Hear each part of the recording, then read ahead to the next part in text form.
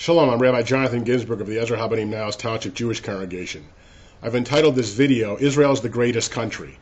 It's kind of a sense of humor because of the movie Borat, where Borat sings about his great country, Kazakhstan, and how it's the greatest country in the world because it produces the best potassium in Central Asia. Well, Israel really is the greatest country in the world per capita. The United States clearly is the most wonderful country ever in the history of humankind. It's done more to bring about peace and serenity and security for the world. And even though it's got its problems, generally has really set the standard for what a modern country could be, even though it has much to do to improve. But Israel, on the other hand, is unbelievably a miracle. It's now in its 59th birthday celebration in just a short time. And as it begins to celebrate, it's time to reflect on the power and significance of this moment and of all the amazing things that it has accomplished. In the area of medicine, it has just produced so many modern marvels, including the first digestible movie camera that doctors can use to help find disease, and many, many other huge advances.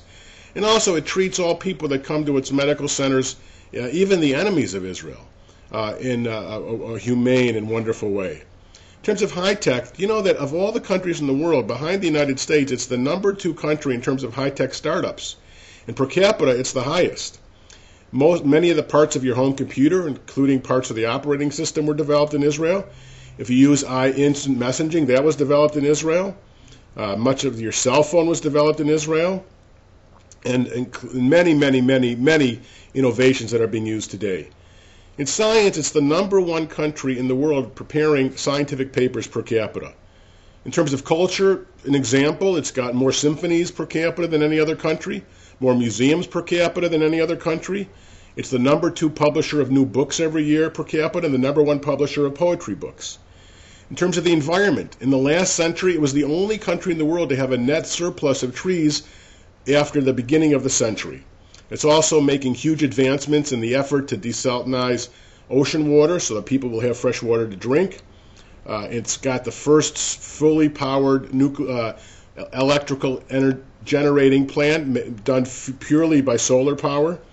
Its economy, $100 billion, is bigger than all of its immediate neighbors combined. It's got by far the highest living standard of any nation in the Middle East per capita and equals that of Europe. It's just got, despite all of the problems, from day one, it's been attacked. In 1948, when the UN declared it a nation and it accepted the bifurcation of the small area into a Palestinian and Jewish state, the Arabs rejected it and attacked. And then again in 1967, they said they were going to kill every Jew in Israel, and they attacked. In 1973, on our holiest day, the Arab neighbors attacked. And again and again and again and again, and now we have the president of Iran saying they're going to destroy Israel with some nuclear weapons. Israel, despite having to devote all of that energy to simply surviving, it's done amazing things. It's the #1 country in the world in absorbing immigrants per capita. And not just the 85,000 black Jews from Ethiopia. First time in history that black people were airlifted off the continent of Africa to be free and not to be slaves. What an amazing miracle that Israel has done in absorbing them. And the Vietnamese boat people who weren't Jewish. Israel took more per capita than any other country in the world. Amazing. And, you know, just in the paper today, the only place in the Arab world where lesbian Muslim women were able to feel comfortable to have a meeting was in Haifa, Israel, nowhere in a Muslim country. Just an example of the beautiful liberal democracy that Israel is.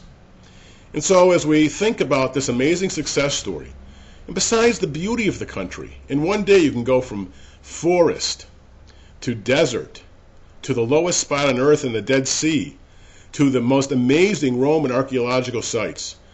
Where else can you walk the footsteps of Abraham, Isaac, and Jacob, if you're Christian, of Jesus? And the Muslims consider it a holy area too. It's the most amazing physical place in the world, clearly holy to God. And that's why God gave the land to the Jewish people in the Bible to cherish it. Every religion has got total free access. And so it's unimaginable to me that people view Israel as such a threat and a danger and a horrible place. It's obviously the greatest country in the world per capita, if you think about it empirically and logically. And so let's get behind Israel and help it lift its neighbors. All it wants to do is live in peace with its neighbors, lift them up, and help them become kind of modern, beautiful nations to help people live in freedom and justice.